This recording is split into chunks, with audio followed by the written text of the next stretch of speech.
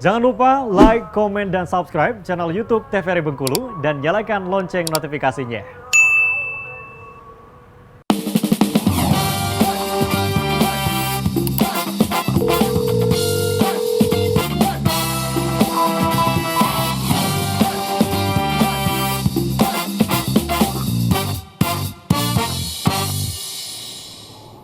Saudara, terima kasih Anda masih bersama kami dalam Dokter Kito Bersama Kito Sehat dengan tema hemofilia. Nah, pemirsa dan juga dokter tadi sudah dijelaskan ya sama dokter mengenai hemofilia ini apa saja, kemungkinan terjadinya apa saja. Nah, sekarang kita masuk ke sesi pertanyaan nih dok. Jadi teman-teman sudah bertanya di Instagram. Nah, berikut dok. Boleh dok, siapa duluan yang mau menjawab? Boleh dipilih Silakan dokter Elsa dulu kali ya dok. Boleh pilih dok, boleh. Dari mana? Iko Rizky. Iko Rizky underscore. Mau nanya dok, apa aja sih dok yang harus dilakukan jika seseorang terkena penyakit hemofilia? Lalu apakah ada tanda-tanda dan gejalanya? Terima kasih. Oke. Nah, yang pertama itu kita lanjut ke tanda-tanda dan gejala dulu ya. Iya. Nah, kembali lagi kita bilang kalau penyakit hemofilia itu adalah penyakit masalah gangguan pembekuan darah yang bersifat salah satunya herediter diturunkan. Nah, tanda-tandanya ya berhubungan dengan perdarahan. Misal kalau kena trauma itu langsung terjadi hematom atau memar, atau misalnya luka lama berhentinya, sunat lama berhenti perdarahannya, atau ada perdarahan gusi aktif juga bisa lama berhenti perdarahannya.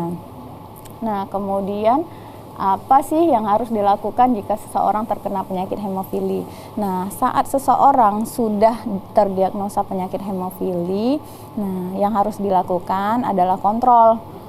Nah, rajin check up, kemudian tergantung lagi nih grade hemofilinya hemofili apa, apakah dia berat, sedang, ringan. Kalau untuk pasien dengan hemofili berat, nah itu pemantauannya lebih ketat.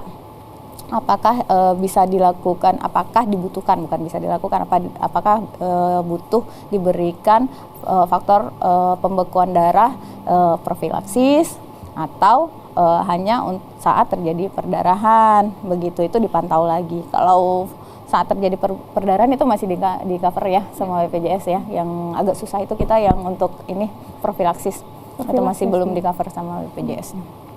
Kemudian yang tadi hati-hati. Jadi setiap tindakan-tindakan yang beresiko terjadi trauma, terjadi perdarahan, nah itu harus dihindari begitu. Kemudian jangan lupa informasi nih, lingkungan sekitar, baik keluarga, orang tua, tempat bekerja, tempat sekolah, dikasih tahu ini penderita hemofili. Nah, jadi lingkungan juga aware untuk melakukan tindakan aktivitas pada pasien tersebut. Nah, yang terakhir yang bisa dilakukan ya tetap jaga gaya hidup sehat, makan sehat, imunisasi terus dijalankan, kemudian kontrol ulang. Paling itu ya. Baik, terima kasih dokter Elsa atas jawabannya. Silakan dokter Putri untuk pertanyaan berikutnya. Oke, kita coba yang kedua ya, Utari dan Andy. Apa dampak terburuk dari seseorang terkena hemofilia dok, dan bagaimana caranya agar kembali normal dok? Oke, dampak terburuknya ya tadi ya kita sudah jelaskan, karena ini berkaitan dengan perdarahan, kita khawatirnya dampak terburuknya adalah perdarahan berat ya, artinya kehilangan darah yang lumayan banyak dan akhirnya bisa menyebabkan kematian. Jadi tadi sudah dijelaskan ya untuk cara bagaimana kita menanganinya, itu sudah dijelaskan lengkap ya tadi ya. Dan yang pertanyaannya bagaimana caranya agar kembali normal dok, sebenarnya kita tidak menyebutkan dia akan kembali normal jumlah faktor pembekuannya ya, karena memang sudah kurang dari sananya. Tapi itu tadi kita bisa bantu untuk meningkatkan kualitas hidupnya dengan cara tadi ya mencegah terbentur, mencegah perdarahan, dan selalu dibawa kontrol untuk ditetapkan apakah perlu diberikan profilaksis ataupun injeksi faktor pembekuannya pada saat perdarahan. Jadi yang perlu dilakukan adalah kontrol ke fasilitas kesehatan. Kontrol ke fasilitas kesehatan yang penting ya dok ya. Nah, ini pertanyaan ketiga nih dari Afriani Jess. Boleh silakan, siapa nih dok yang mau bertanya? Izin bertanya dok, apa sih penyebab hemofilia ini bisa terjadi dok, dan bagaimana kita tahu kalau kita terkena hemofilia ya dok, dan ketika terkena hemofilia apakah ada dampaknya yang berbahaya atau tidak dok? Ini dok. Sebetulnya tadi sudah Iya, dijelaskan sudah ya, juga ya. cover ya. Tapi mungkin bisa diingatkan kembali dok, apa-apa saja yang supaya mungkin mengingatkan kembali nih, secara ringkas Oke. boleh. Jadi seperti yang diterangkan sama Dokter Putri tadi ya, hemofilia itu adalah penyakit genetik salah satunya, tapi tidak bisa diambil kesimpulan kalau ini hanya genetik. Jadi ada faktor mutasi juga. Jadi seseorang yang tanpa ada keturunan hemofili bisa menderita penyakit hemofili karena mutasi begitu. Jadi dia adalah penyakit herediter, satunya bisa terjadi mutasi spontan. Jadi mutasi spontan itu betul-betul dari dalam dirinya yang kita tidak tahu Ya, awalnya iya. kenapa itu bisa terjadi. Terjadi mutasi. Tiba-tiba sudah terkena hemofilia saja begitu dok ya. Tiba-tiba Oh. sudah mutasi dari yang di atas. Kromosomnya Iya, ya. dari yang di Kromosomnya. atas kromosom X. Oke, ini dok pertanyaan dari Rosa Nurhosana. Assalamualaikum dokter, izin bertanya dok, bagaimana cara kita mengetahui sejak dini apakah kita mengalami atau mempunyai hemofilia dan apa saja cara mencegah agar kita tidak terkena hemofilia? Mungkin mengetahui sejak dini nih dok, tadi mungkin bisa ditambahkan. Bisa cek langsung ya ke labor. Untuk tadi kan sudah dijelaskan yang perlu dicek itu apa saja. Ada PT, PTT, ada bleeding time ya, ada clotting time juga ya dok ya yang bisa dicek. Itu boleh sekali kalau misalnya punya atau diketahui misalnya ibunya ada karier atau mungkin ayahnya terdiagnosis hemofilia, terus mereka punya anak, itu boleh sekali untuk dicek untuk memantau ya, takutnya dia masuk ke kategori hemofilia ringan jadi tidak tahu apakah ada hemofilia di dalam diri bayinya atau anaknya tersebut. Jadi boleh sekali untuk dicek di labor. Kemudian Screening ya dok ya. iya di screening. Ada yang garis keturunan hemofilia.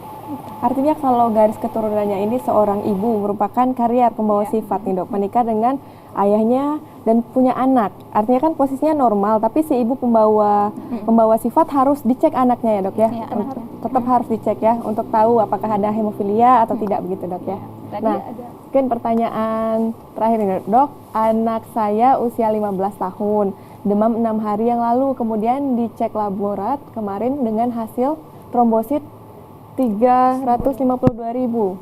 Tapi 2 malam ini gusinya keluar darah dok, kira-kira itu kenapa dok? Ini kita harus diagnosa ulang ya. Kemudian pertama itu dia ada keluhan demamnya 6 hari. Kemudian trombositnya 352, artinya itu nilainya normal. Nilai normal trombosit 150 sampai 450. Jadi nilai trombositnya ini masih normal. Tapi gusinya masih berdarah nih. Dievaluasi lagi. Gusinya ini berdarah apakah karena trauma atau spontan? Begitu. Nah, kalau itu trauma, kemudian apakah dia membeku atau tidak? Begitu. Kalau gusinya berdarah terus-terusan, kita tutup mata dulu deh sama demamnya gitu. Nah, kalau gusinya berdarah terus-terusan tanpa trauma ya masih ada kemungkinan. Tapi itu kan ceritanya ada demam tuh. Iya. Nah, kalau ceritanya ada demam, kalau hitungan demamnya benar, itu dia kalau itu DBD dia baru akan menurun pada hari ke-4, 5, 6. Nah, 6 dia mulai agak-agak naik trombositnya, tapi trombositnya bagus begitu. Nah, kemungkinan satu lagi yang perlu dipikirkan traumanya, apakah waktu brus gigi itu ada trauma atau memang gusi sekitarnya radang. Jadi memang harus konsultasi lebih lanjut. Baik, Gitu. terima kasih Dokter Elsa sudah menjawab dan juga tadi sudah menjelaskan. Terima kasih juga Dokter Putri sudah hadir di sini. Dokter Elsa ya, terima kasih. Pemirsa di rumah, terima kasih Anda menyaksikan Dokter Kita Bersama Kita Sehat. Akhirnya semoga penyampaian dari dokter mengenai hemofilia ini dapat meningkatkan kesadaran kita semua mengenai hemofilia dan juga membantu individu hemofilia untuk dapat hidup lebih sehat lagi ke depan. Akhirnya saya Julia Hartanti pamit undur diri. Terima kasih atas perhatian Anda dan sampai jumpa.